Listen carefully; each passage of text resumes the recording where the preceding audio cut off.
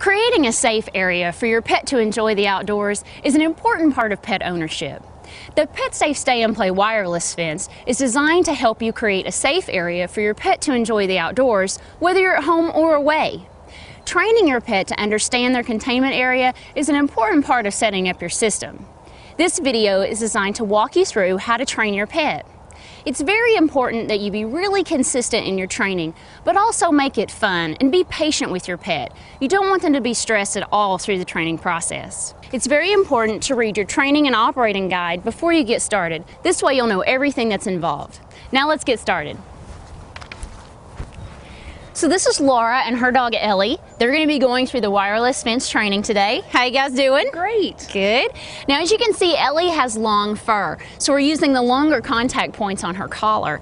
If you need any help on installing these longer contact points, you should watch our video on setting your system up. Now it's really important that when you're training your pet, you do it in about 10 or 15 minute increments, because shorter sessions are better than longer sessions for your pet's retention and the overall training. Now Laura's also got some treats in her pocket for Ellie, so they're going to spend some time playing and they're going to have fun with it, so that Ellie's really excited about this. So you guys go play some. Yeah, let's go, Ellie.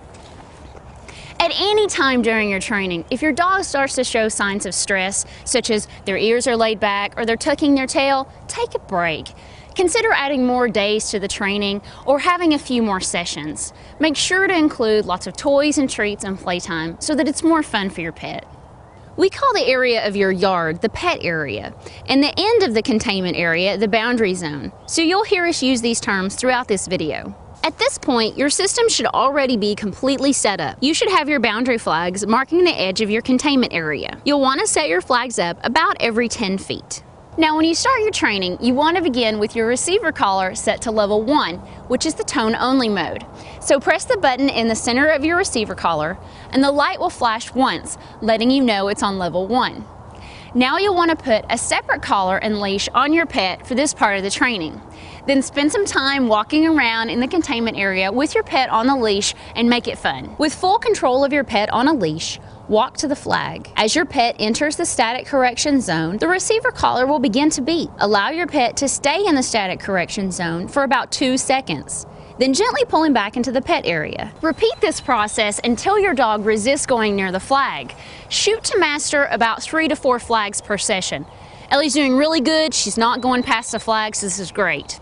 On day 1, just do about 3 training sessions, 10 to 15 minutes each. Great job, guys. Immediately praise and offer your pet a treat. So on training days 2 through 4, you'll want to advance your receiver collar to level 2. This is the level that has tone and the lowest level of static correction. Now all dogs are different, and some need a lower level of correction and others need higher. So begin on level 2 and test this with your dog. Advance 1 level at a time until you see your pet recognize the static correction. When you see it, that's the level you want to be on.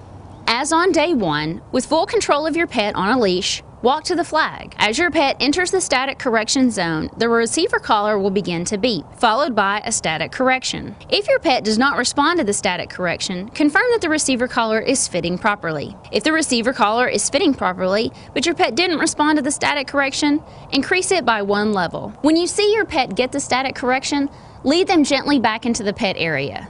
Immediately praise and offer your pet a treat. Repeat this process at the same boundary flag until your pet resists going into the static correction zone. Now on days 5 through 8 of your training, you want to start introducing some distractions so that your pet understands that they're supposed to stay within the boundary area regardless of what distractions happen outside of that area. So with your pet on a leash, you'll want to start introducing some distractions, and you can do this through throwing a toy or a treat outside the boundary area. Now if your pet avoids the distraction like Ellie did, you want to give them praise and say, "Good dog." Now if your dog does go for the distractions, that's okay. Simply let them go for the distraction, let them get the static correction, and then lead them back into the safe area and give them praise. Keep doing this with the distractions until they avoid them altogether. Now on days 9 through 14, you can start to let your pet enjoy the pet area off leash. So spend some time in your yard just walking around. You can be preoccupied with other activities and just keep a close eye on your pet the whole time. As long as they're staying in the boundary zone, offer them lots of praise. After about 2 weeks of training, your pet is ready to run. but check in on your pet at regular intervals. After you're satisfied with your pet's training, remove every other boundary flag every 4 days until all flags are removed, but you may want to save them for future use. Now, you may have some instances once your system is all set up in which you want to take your pet outside of the pet area, and that's okay. But to do this, you want to just remove the receiver collar, and then you have a couple of options. You can either carry your pet outside of the area, or if your dog's a little big or you simply want them to walk, just put a leash on them and walk them out of the containment area. Now, they may be a little reluctant to leave, so just make sure that you give them a command like, "It's okay," or "Let's go," letting them know that this is the only instance in which it's okay for them to leave the area.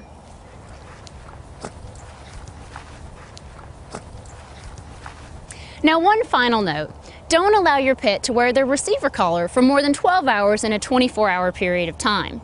Just as humans can develop bed sores if they lay in one place for too long, the same thing can happen to your pet if they wear a collar that contains metal and it's too close to their skin for too long. So for your pet's health and comfort, every day remove your receiver collar, maybe at night before your pet's going to bed. We know you're going to love the freedom that the PetSafe Stay and Play wireless fence gives you and your pet. Now, if you have any questions after you've read your manual and watched this video, contact the PetSafe Customer Care Center.